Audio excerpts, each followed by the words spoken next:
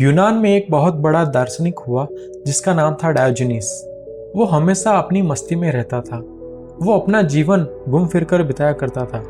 Diogenes यूनान के महान दार्शनिक सुकरात का शिष्य था और उनके विचारों से बड़ा प्रभावित भी था।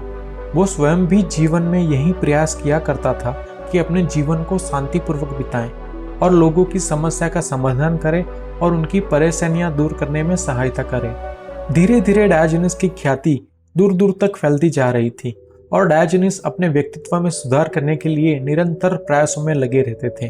कभी वो लहरों के पास जाकर उससे बातें करते थे तो कभी समुद्र किनारे शांत मन से आंखें बंद कर ध्यान करने में लग जाते थे और अपने मन को कंट्रोल में करने का प्रयास करते थे। तो एक दिन ऐसा हुआ कि वो एक पत्थर की मूर्ति के पास गए और उससे बातें करने में लग गए। एक युवक वहां से गुजर रहा था और डायोजनीस जैसे महान व्यक्ति को एक पत्थर से बात करके देख वो हैरान हो गया और उनके पास जाकर बोला कि महानुभाव, हम आपके व्यक्तित्व से प्रेरणा लेने का प्रयास करते हैं और आप एक मामूली पत्थर से बात कर रहे हैं। आपको मालूम है कि एक पत्थर भला क्या जवाब देगा?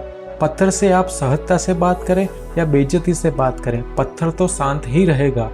युवक की बात सुनकर डायोजनीस मुस्कुराया और बोला, बिल्कुल सही कहा युवक तुमने कि भला एक पत्थर कैसे जवाब दे सकता है, वो तो शांत ही रहेगा। तो इस पत्थर से मैं यही सीखने का प्रयास कर रहा हूँ कि यदि कोई मुझे भी गालियाँ दे, गलत भाषा में बात करे, तो मुझे इस पत्थर की तरह शांत रहना है। डायोजनीस की ये बात सुनकर युवक दंग रह गया और मन ही मन में ये सोचने लगा कि वह भी शांत रहने की कठिन साधना कर रहा है, तो उसमें ये भी काम आ सकती है। फिर उसने डायोजनीस का शुक्रिया किया और चला गया।